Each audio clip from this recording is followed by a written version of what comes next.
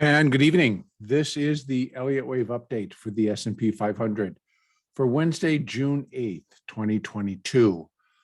Another wild and crazy day in the markets today. The S&P, once again, is on at least the daily chart, remaining between the 50 moving average. That would be the daily 50 moving average on the top side, and the 8 and the 20 moving averages controlling it to the downside.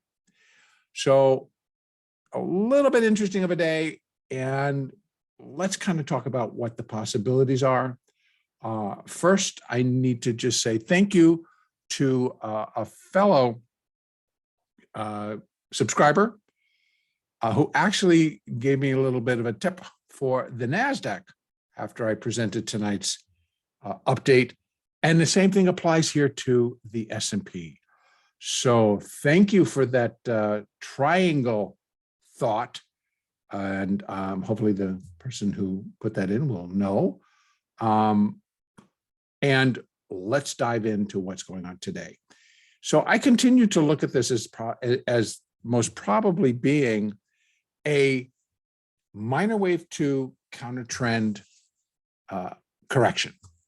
And within that correction, I can count wave A as being complete at 4202, and the balance being the B wave.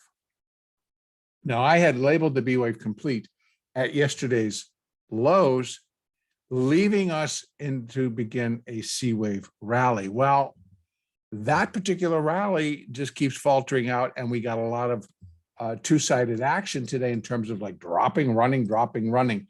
And then I come out here and I look at this, and this is where thank you, and I will tell you who that is, and so that I can properly say thank you. And that person is Jam No Spam Does Nuts. And thank you for this quick look and your thoughts, because I went back and I looked again and I thought, wow, it definitely could be that this is nothing more than a triangle formation. And triangle formations in the B wave, not uncommon at all. So again, thank you so much in providing that information to me.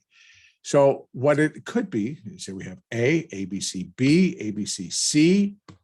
We get a D wave, maybe up to there, maybe up to there. And this is E, and E would likely probably stink a little bit more. But once complete, it thrusts out of this triangle. And let me see if I can do this. If I put this down to there, and this would have to go kind of flat. So at best, I can put it here, and we'll see what it wants to do. So we get a little bit of that triangle action going. And this would leave open the possibility we come back down and give it a retest here. And again, that would be retest and maybe just a slight break.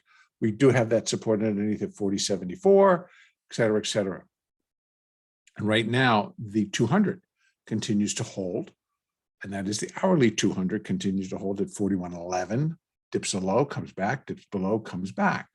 So let's see what happens.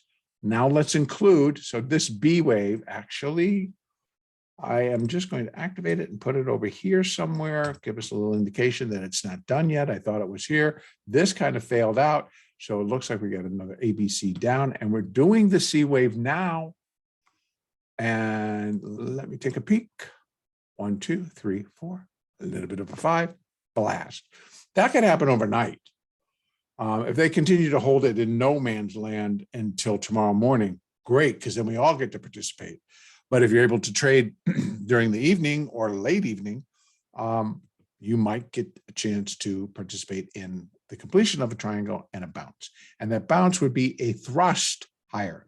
B wave done, thrust higher to announce what I've been looking for, that C wave up with the potential. Again, let me go back out to the daily. I'm going to put back on our fibs. And right now, I would likely, let's start with this one. I'm going to go here, put this here, and just put up some straight retracements. Come on. And it's going to be 07. So let me make a slight adjustment there. Edit the properties, and this high is 31. So we're going to change that to 31. And I know this one is 3808.25. So get that all in place, make our adjustments, and there we go. So we continue on this thrust out. It's usually to the width of the triangle. And right now, the width of that triangle is 4202 down to 4070. So that's going to be 29, 31 points from wherever it stops. We get a nice thrust out. And that likely will start to get us back up towards above 4189, above 4202. Then we should continue. Then we're still looking for that 5 waves. Okay. Now this next fib is all going to be, in theory, it's not, we don't know where the B wave is going to end now, but I am going to place it from here. So, and that'll give us an idea on what that C wave would look like if that's actually what's going to happen. So I'm going to go back, and I need to now put in some extensions. And I'm going to go down, let's use 76. So the extensions show, wow, we get a nice one right here, 43, 16, 14, 16. And then we have that same zone. So the zones all pretty much remain the same in terms of a move back above 4,200. So we have 42.25, 42.67, 43, 14 to 15, and then 43.88.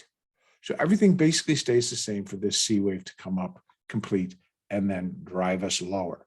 So again, it is kind of, I'm very pleased that the subscriber, Jam No Spam, came back and noticed this in the NASDAQ. And I agree. This is a very strong possibility.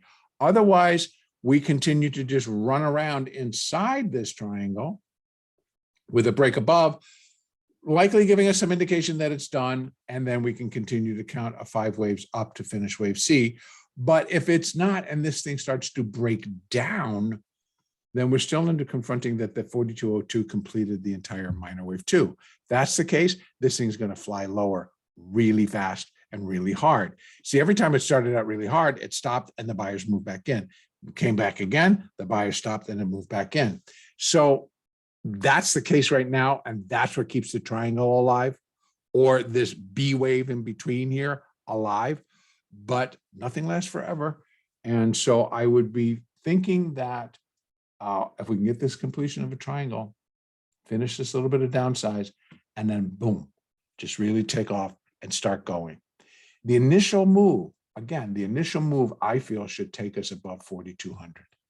Give us confirmation that we're done, the B wave's done, we're moving up in the C wave. So I actually am going to leave it there. Continue to use your moving averages. Of course, that's the daily. And I'm going to break it down to the hourly. We have the hourly 200 at 4109 that may be broken. We get a quick thrust down on that break, but then it hits it, and then we get a thrust out of the triangle to the upside.